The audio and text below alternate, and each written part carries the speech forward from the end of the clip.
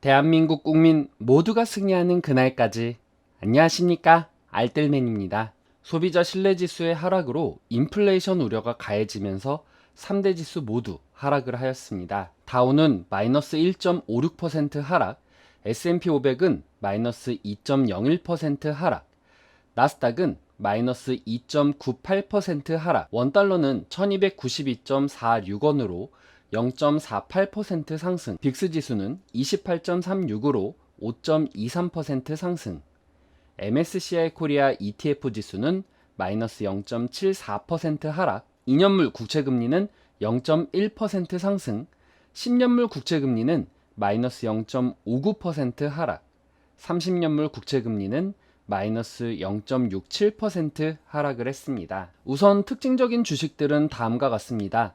나이키는 수입 및 판매 기대치는 높았지만 23년 1분기 매출 가이던스가 낮아질 것으로 예상이 되면서 마이너스 7% 하락을 하였고요. 월트 디즈니는 상하이 디즈니랜드가 재개장을 한다라는 소식에 초반에 1% 상승은 하였지만 소폭 하락 마감하면서 마이너스 0.7% 하락을 했습니다. 유나이티드 에어라인, 델타 에어라인, 아메리칸 에어라인 등의 항공주들은 중국의 해외 여행자에 대한 코로나 검역 시간을 단축한다라는 발표에 의해서 상승을 했습니다.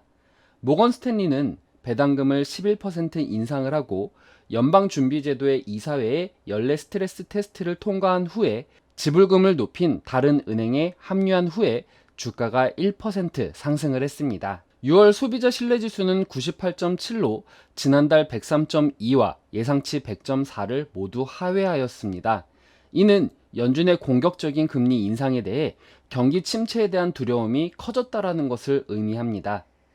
또한 6월 리치몬드 제조업 지수는 마이너스 19로 지난달 마이너스 9보다 더 하락한 수치이며 6월 제조 출하량은 마이너스 29로 지난달 14보다 더 하락한 수치로 발표가 되었습니다. 여기에 윌리엄스 총재는 7월 FOMC 회의에서 50bp나 75bp 금리 인상을 논의할 것이라며 기준금리가 올해 말까지 3에서 3.5%까지 오를 것으로 내다봤는데요. 이 부분은 기존 대비해서 추가 1.5% 상승한 부분이라고 합니다. 그러면서 경제 성장은 둔화되겠지만 경기 침체를 예상하지는 않는다라고 언급을 했습니다. 연준의 공격적인 행보가 데이터로 나타나면서 UBS는 경기 침체 가능성을 4월 13%에서 최근 26%로 상향을 했으며 S&P는 12개월 내 경기 침체 가능성을 40%로 상향했으며 골드만삭스는 내년 미국 침체 가능성을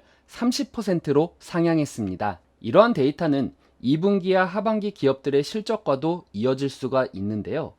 JP모건 주식 트레이딩 엘로이 굴더는 주가가 안정되기 위해서 지표를 확인해야 되며 2분기 기업 순이익이 이를 가늠하는 잣대가 될 것이다 라고 말을 했습니다. 인터랙티브 브로커의 스티브 소스닉 수석 전략가는 기업들이 예상치에 못 미치거나 부정적인 전망치를 내놓을 것이라는 우려가 있고 경제 뉴스에서도 이를 따라가려는 실적 기대치가 아직은 낮아지지 않았다라면서 다음 달 정도에 이를 조정해야 될 것이다 라고 언급을 했습니다. 팩트셋 데이터에 의하면 애널리스트들이 S&P 500에 상장된 기업들의 2분기 순이익이 전년도 대비해서 4.3% 증가할 것으로 예상하고 있는데 이는 2020년 4분기 이후에 가장 낮은 수치라고 합니다. 8월물 서부 텍사스산 원유 WTI 가격은 전장보다 2.19달러 오른 배럴당 111.76달러, 2% 상승 마감을 했습니다.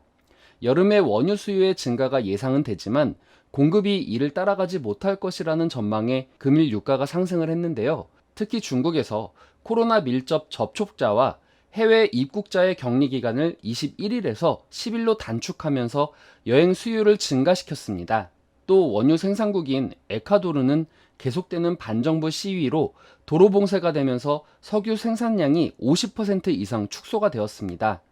리비아 역시 시위대의 영향으로 앞으로 3일간 운송이 재개되지 못한다라고 하면은 불가항력을 선언해야 할 수도 있다라고 발표를 하면서 공급 우려를 가중시켰습니다. 금일 국내 시장은 전일 나름의 하락률을 감소시키고 특히 코스피는 약반등을 보이면서 반등을 보이는 추세를 보였지만 경기 침체에 대한 우려와 제조업 관련 지수의 하락으로 국내 시장도 하락 출발은 불가피할 것으로 예상이 됩니다. 아울러 연준의 인플레이션에서만 바라보는 정책으로 인해서 경기 침체에 대한 각 증권사와 애널리스트들의 경기 침체율 역시 높아지고 있는 실정이며, 문제는 이런 상황들로 인해서 2분기 기업 실적들이 앞으로 전망을 바라볼 수 있는 잣대가 될 수 있다라는 것이며, 하반기 이러한 부분들이 악영향을 미칠 수 있다라는 전망이 우려가 되는 부분입니다. 저는 개인적으로 실적에 대해 추적을 하는 편이긴 하지만 2분기 실적 비중이 더욱더 커진 만큼 더 추적을 할 것이며, 이러한 상황 속에서 긍정적이라고 한다라고 하면 많은 기업들이 시장에 영향을 받아서 성장하지 못할 때, 즉 시장이 어려울 때 긍정적인 기업의 실적과 가이던스를 가지고 있는 기업이 있다라고 하면은 해당 기업은 분명 시장의 주목을 많이 받을 것입니다. 특히 미국 주식은 더욱더 그러하겠지만 국내 주식 역시 이러한 현상을 보일 것이라고 생각을 합니다. 때문에 우리는 2분기 실적을 잘 추적해야 되며 그 속에서 투자의 힌트를 얻을 수 있을 것이라고 생각을 합니다. 오늘 힘든 장이 예상은 되겠지만 힘내시고 성투하십시오. 오늘 내용 괜찮았다 생각되시는 분들은 하단의 구독과 좋아요, 알람 설정을 눌러주시면 제가 영상을 만드는데 큰 힘이 될 것 같습니다. 오늘도 시청해주셔서 감사합니다.